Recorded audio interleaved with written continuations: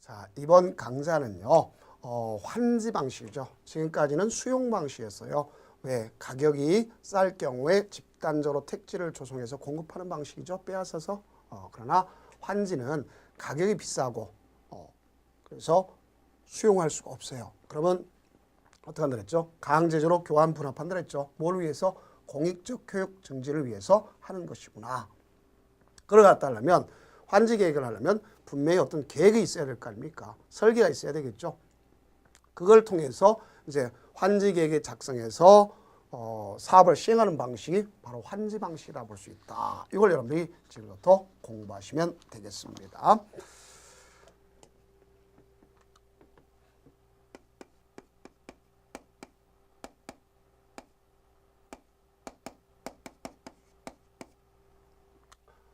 바꾸란 자에다 땅자입니다. 환지 방식 그랬습니다. 자, 환지 방식.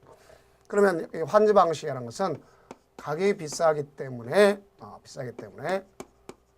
강제적으로 교환하고 분합하는 방식까지 쓰는 거구나. 강제적으로 교환 분합해서 쓰는 것이구나 하는 것을 아실 수 있습니다.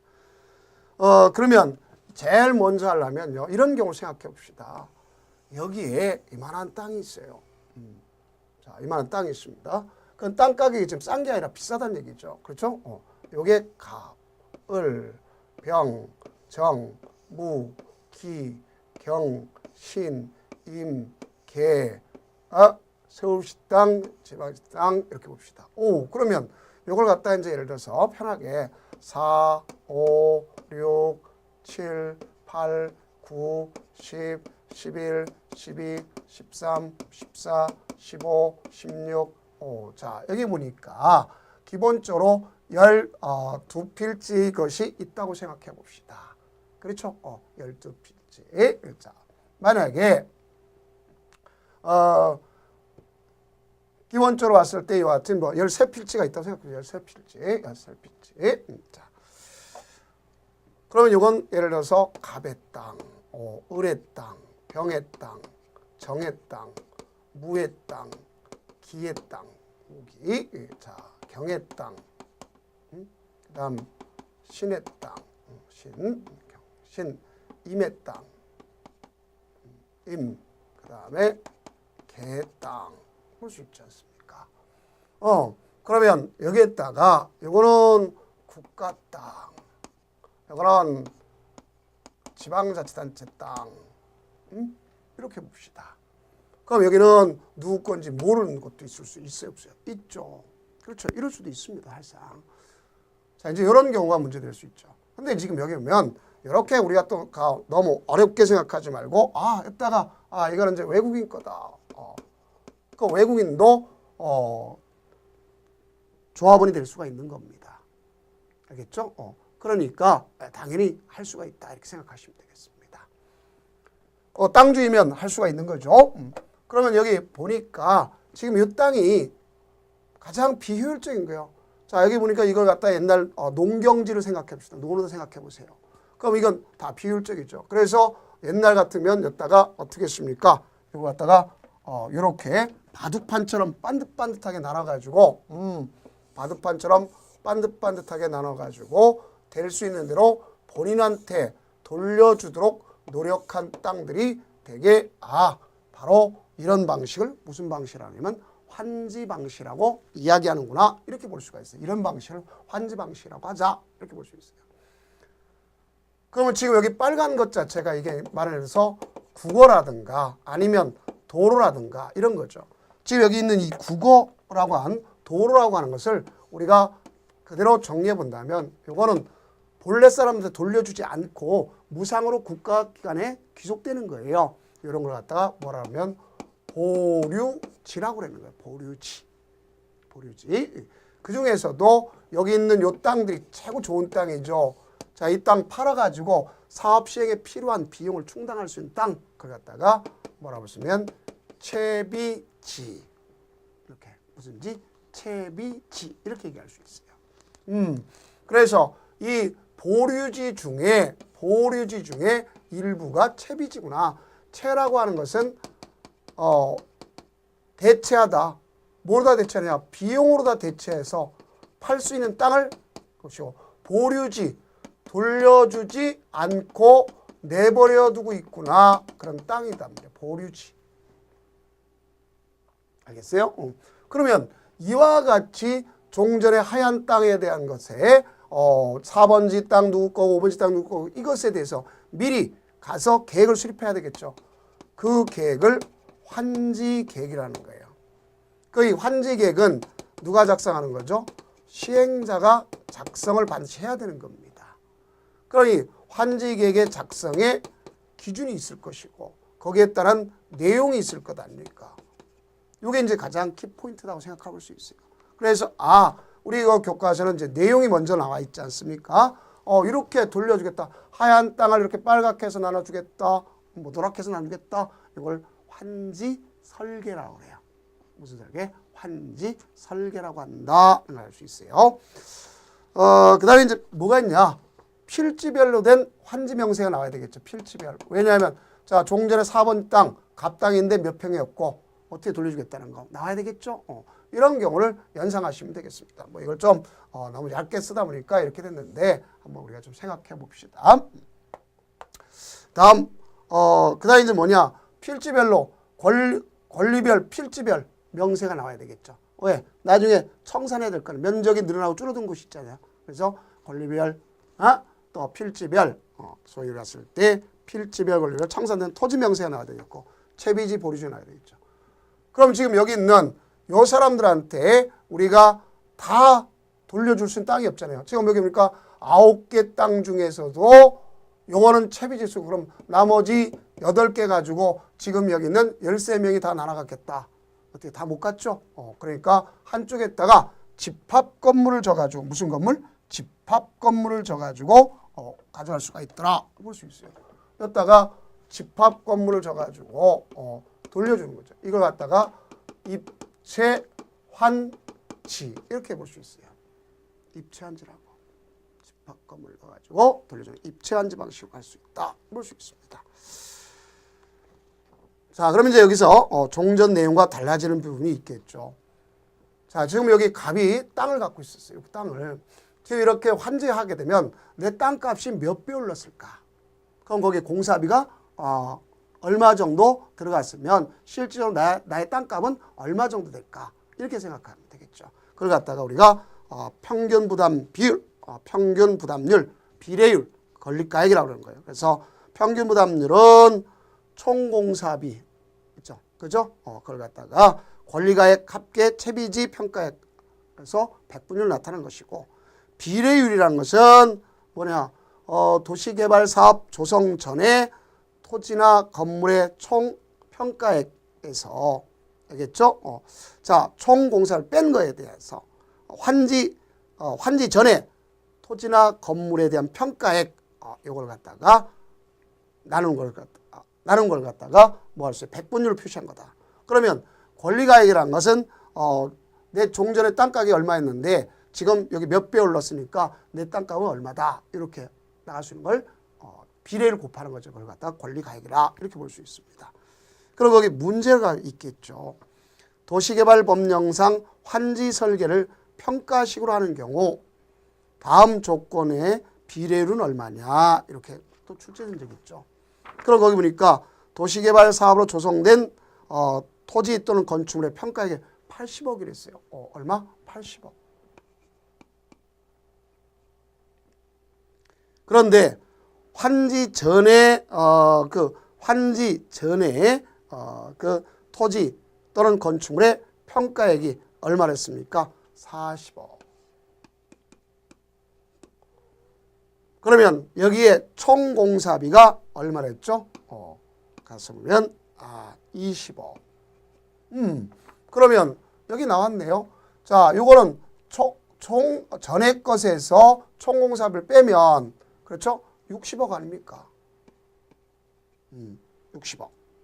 그렇죠? 60억. 그 다음에 나가서 요걸 갖다가 40억으로 다 나누면 되겠죠? 그렇죠? 나누면 될 거 아닙니까? 그러면 우리가 4, 1, 그렇죠? 4, 4, 5, 20. 오, 그러면 여기는 백분율로 나타났으니까 150% 비율. 그러니까 1.5배 증가했구나 하는 걸 알 수 있지 않습니까? 1.5배. 자, 그래서 150% 증가다. 이렇게 볼 수 있어요. 다음, 이제 작성 기준이 있습니다. 작성 기준 중에 가장 대표적인 것은 이게 중요한 거죠.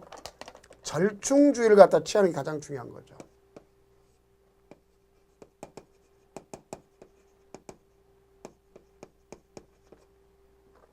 그래서 이건 뭐뭐를 갖다 고려하느냐. 종전의 토지와 건물의 관점에 본다면 이거는 환지니까 건물 자체는 일단 생각할 거 없고 종전의 토지 또는 환지의 위치, 지목, 면적, 토질, 수리, 이용 상황, 환경. 그래서 이걸 갖다가 가져가야 되겠죠. 그걸 모두 고려하는 걸 절충주의라고 하는 거죠. 그러니까 우리가 문전옥답하고 천수답을 갖다가 고려하면 모두 다 고려한 거죠. 어느 게 더 같겠어요? 문전옥답을 갖겠죠. 천수답 갖는 것보다는. 문전옥답, 문을 열면 아주 비옥한 땅이 있다는 것을 우리가 문전옥답이라고 생각하시면 될 거 아닙니까? 이런 거를 정리를 해두시면 된다는 얘기입니다. 자, 그러면 이 절충주의라는 것은 종전의 토지, 그 다음에 새롭게 받은 땅, 위치, 지목, 면적, 토질, 수리, 이용상, 수리, 물의 이용 권리, 이용 상황, 환경, 그럼 토질이라는 토양의 질 얘기하는 겁니다. 자, 이걸 이해하시면 되겠죠. 그럼 거기에 이제 예외가 중요한 거죠. 그 예외는 첫째 뭐가 있냐?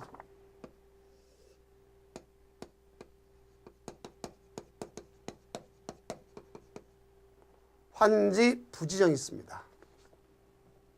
환지 부지정이라는 것은 돌려주지 않겠다. 쉽게 너 떠나라 하는 것도 있고 당사자가 나 떠나겠어 이렇게 얘기할 수도 있어요. 그래서 여기는 신청과 동의에 의한 부지정이 있을 수 있어요. 특히 이런 경우에는 반드시 누가 있냐면 거기에 소유자뿐만 아니라 거기에 임차권자 등도 있을 수 있어요, 없어요? 있죠. 그래서 그들에 대한 동의가 가장 중요한 것이구나 하는 것을 꼭 명심해 둬야 됩니다. 시험지 풀 때도 바로 그것이 가장 거기에 키에 가장 핵심 포인트가 된다 볼 수 있습니다. 그래서 신청 또는 동의에 의한 경우는 누구까지도 동의가 되느냐? 자, 당연히 소유권자도 있겠지만 거기에 임차권자의 동의가 선행이 돼야 된다. 이거 꼭 아셔야 돼요. 임차권자 등의 동의가 있어야 된다는 것 꼭 아셔야 되겠습니다. 그 다음 직권으로다가 못 준다고 할 수 있어요. 왜 못 주느냐? 과소하니까 떠나라 얘기할 수 있어요. 과소하니까 떠나라. 나 돈 못 주겠다. 직권으로다가 너 돈 못 주겠으니까 떠나세요. 이렇게 얘기할 수 있단 말입니다. 알겠어요? 자, 그래서 이런 경우가 있다 볼 수 있겠고요.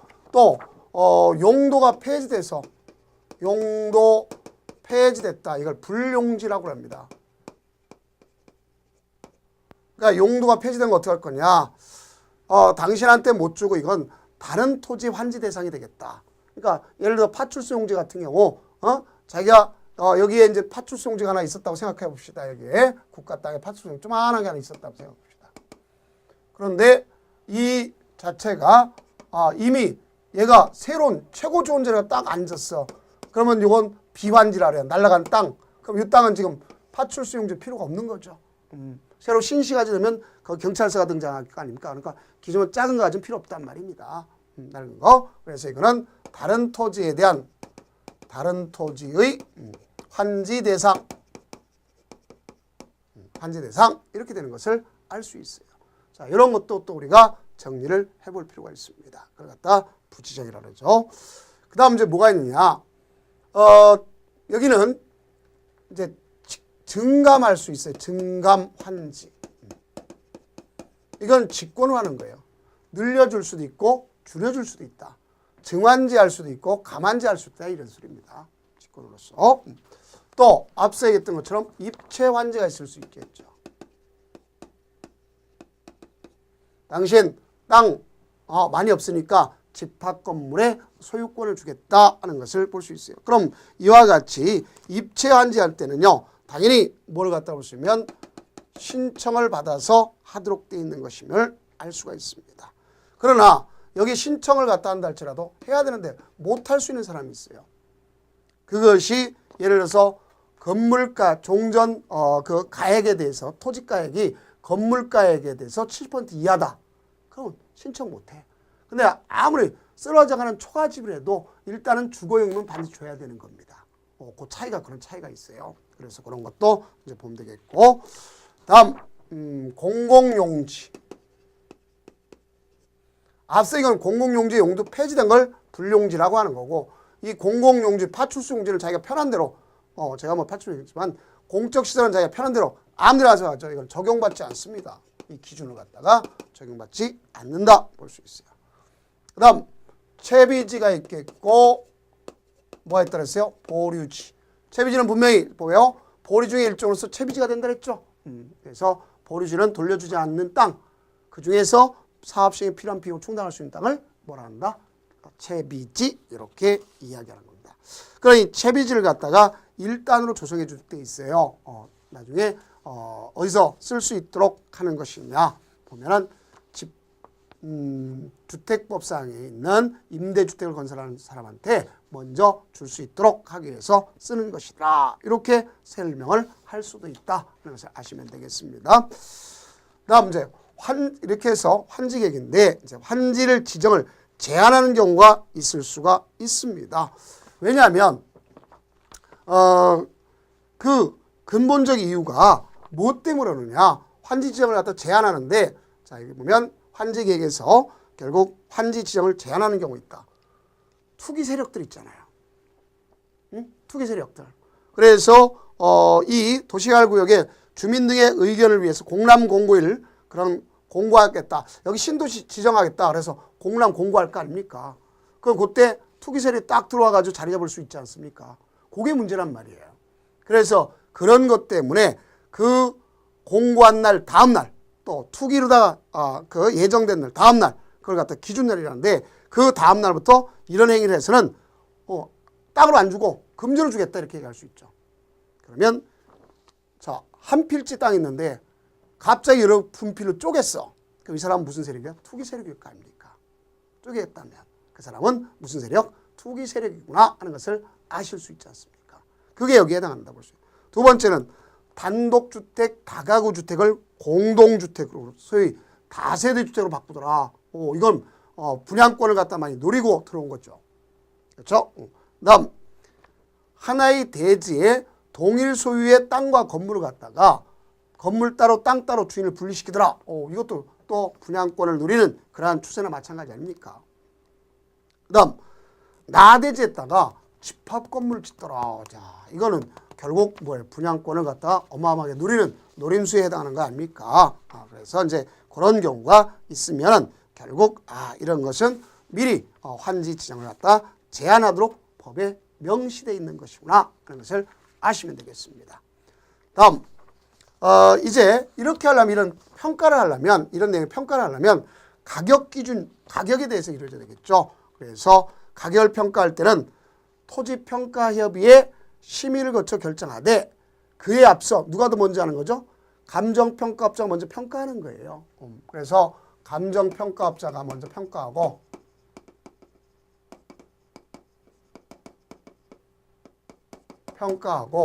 그에 앞서 토지평가협의회 심의를 거쳐서 가격을 갖다가 결정하는구나. 그 어쨌든 저와 같은 그림이 그려졌다면 환지계획을 작성했으면 이제 인가받는 거죠. 이 인가받는 것 자체가 아주 중요하죠. 그래서 이거는 사업시행자 다 받는 게 아닙니다. 지정권자 받는 게 아니에요. 그래서 여기 보면 행정청이 아닌 시행자. 그러면 이게 잘 이해가 안 가시는 분이 참 많습니다. 앞서 나눌 때 이렇게 나눴었죠. 크게 나누면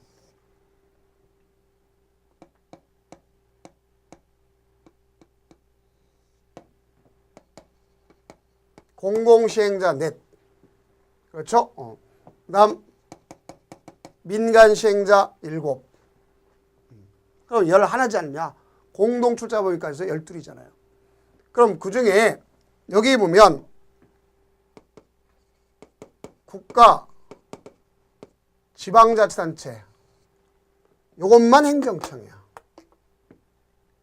그러니까 공공단체 중에서도 여기 있는 요것만 행정청입니다.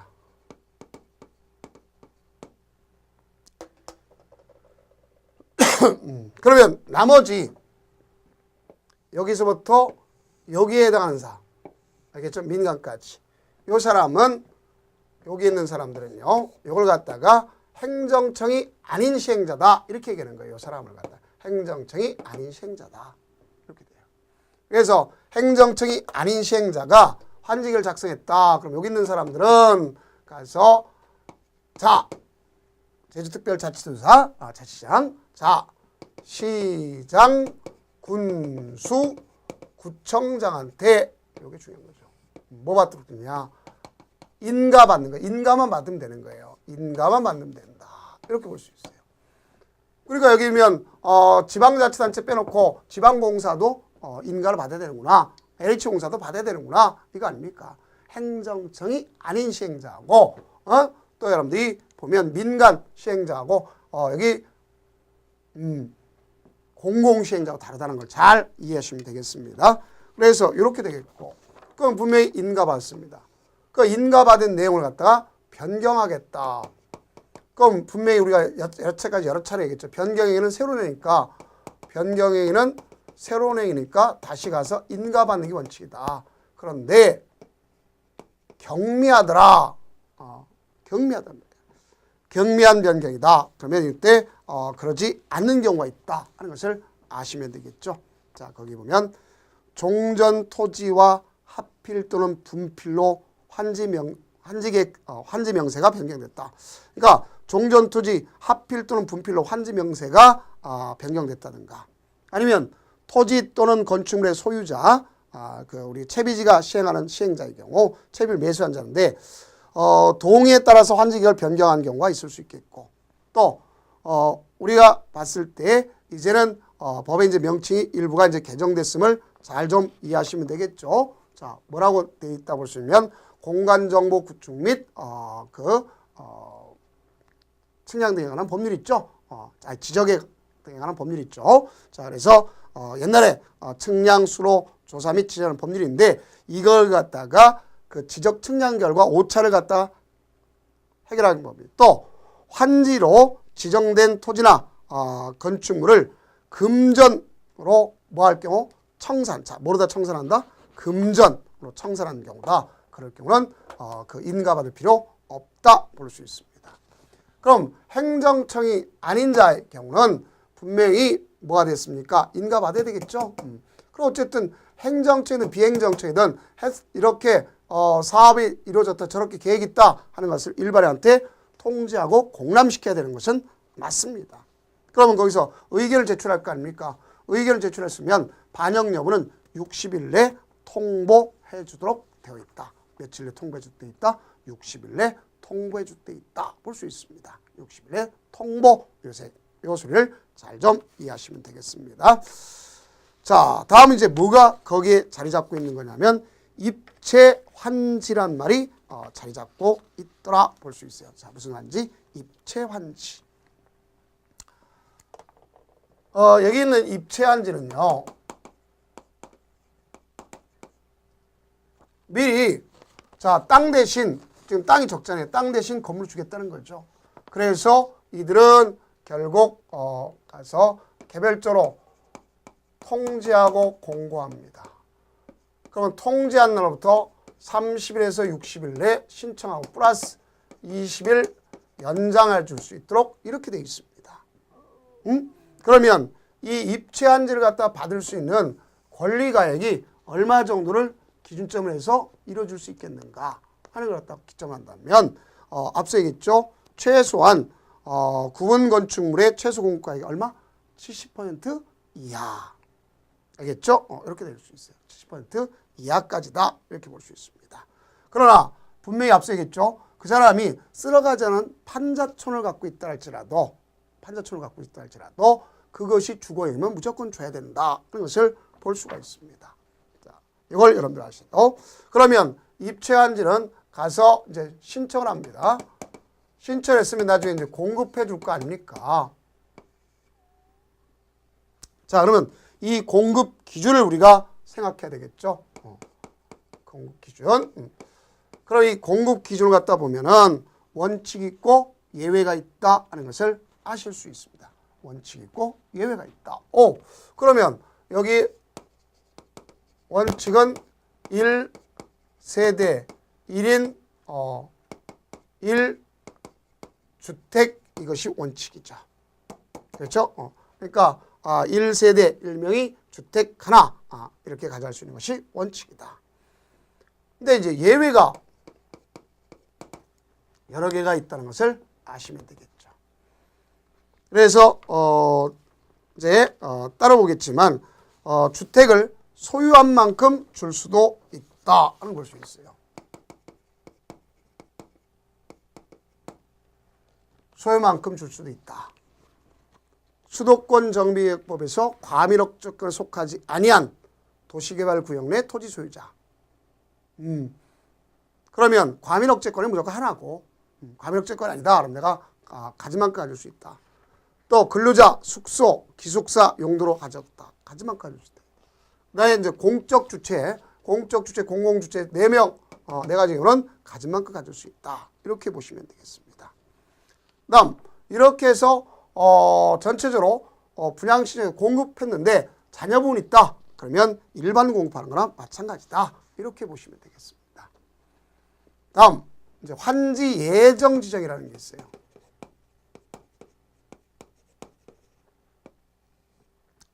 환지 예정 지정은 반드시 하는 게 아닙니다. can 할 수 있는 거예요.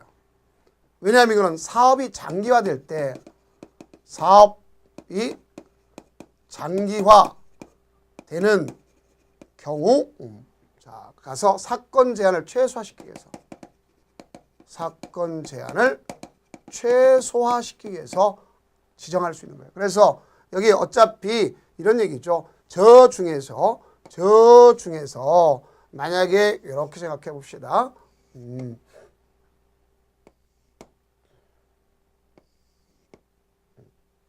땅이 있는데 지금 여기는 이미 공사가 이렇게 해서 일단은 완성이 됐어요. 여기는요.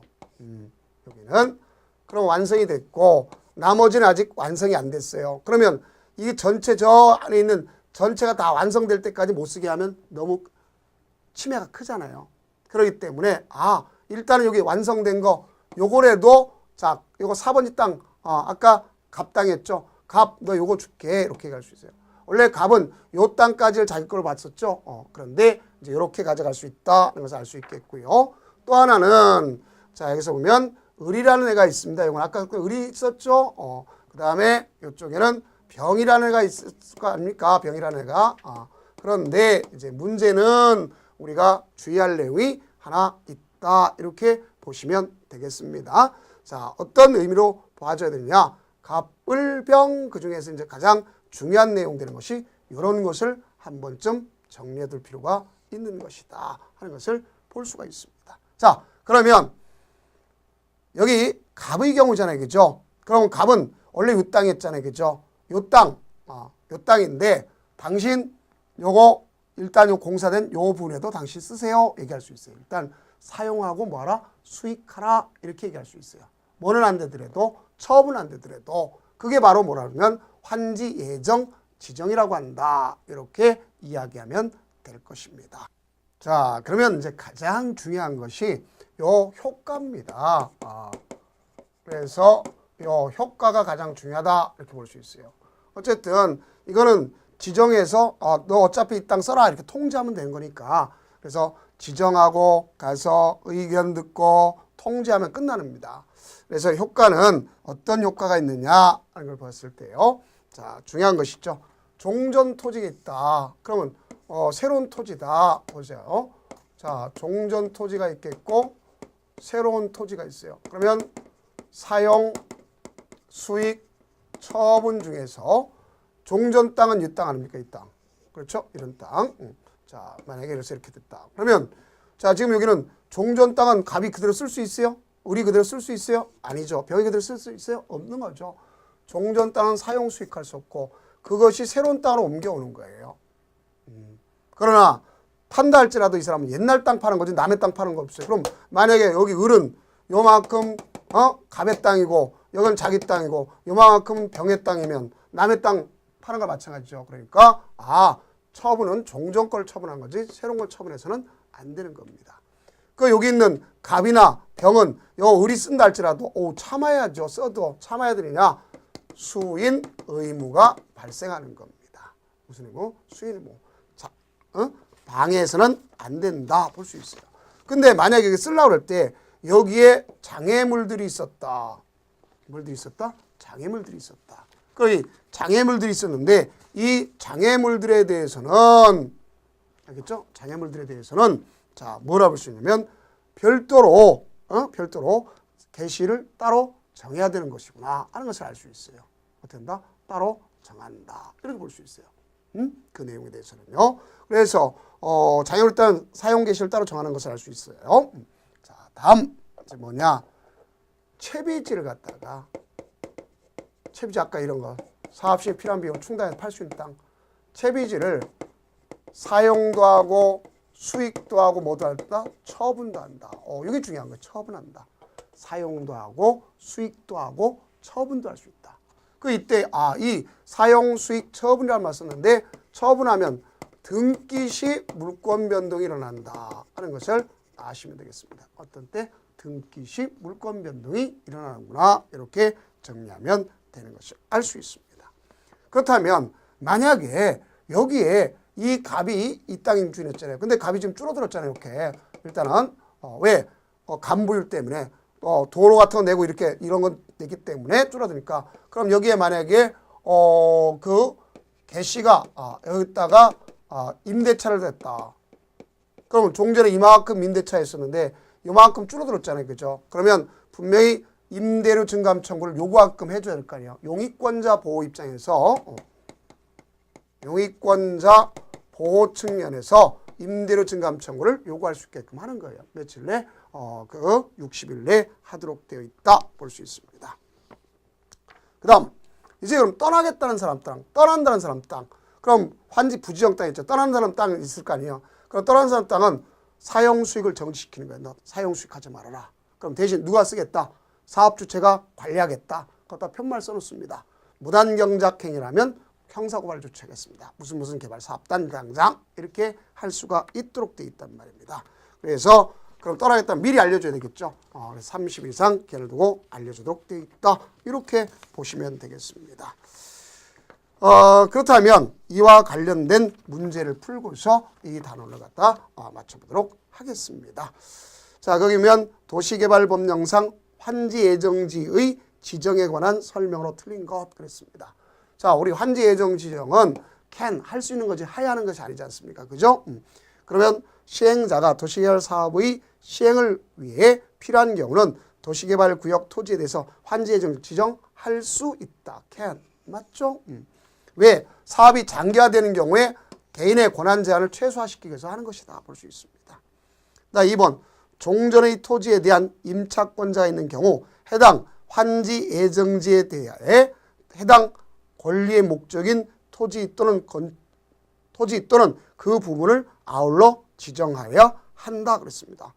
당연히 임차권자도 같이 뚫어줘. 자, 여기 보면 개씨는 종전 이만한 땅인데 일로 갔으면 당신 이렇게 가지고 아세요. 그러면 이 사람들이 임대료 증감 청구를 요구할 수 있는 건 아닙니까? 당연히 맞는 표현이구나 볼 수 있겠죠. 다음 도시개발 사업 비용을 충당하기 위해서 환지 예정지를 채비지 용도로 지정할 수 있다. 맞죠? 채비지 처분할 수도 있어요. 4번 종전 토지의 임차권자는 환지 예정지 지정 이외에도 환지 처분 공고가 되는 날까지 종전 토지를 아니죠. 종전 토지를 어떤 게 사용 수익할 수 없어요. 새로운 토지로 같이 옮겨와야 되는 겁니다. 그래서 4번이 틀렸네요. 환지 예정지를 지정한 경우 해당 토지의 사용에 장애가 되는 물건이 있는 토지는 따로 장애가 있다면 따로 사용 계식을 정할 수가 있다. 있다 이렇게 얘기했죠. 자, 그래서 정답은 오답 자체가 4번이구나 하는 걸 볼 수 있습니다. 다음 이제 환지 예정지 지정 전에 미리 사용할 수 있는 경우 있겠죠. 그건 바로 뭐냐? 공공사업 시행자인 경우가 되게 쓸 수 있어요. 특히 뭐 순환 방식을 한다든가 아니면 국방상 시설을 한다든가 아니면 주요 목적 사업을 해서 한다 이런 경우에 해당한다 하는 것만 이해해 두시면 되겠습니다. 개략적으로. 그러면 환지 예정지는 반드시 하는 게 아니라 할 수 있는 거단 말이에요. 그럼 다음은 이제 환지 처분 공사 완료됐어요. 그럼 이제 어떻게 환지 처분할 것인가 그 절차와 효과에 대해서 나가도록 하겠습니다. 고생 많으셨습니다.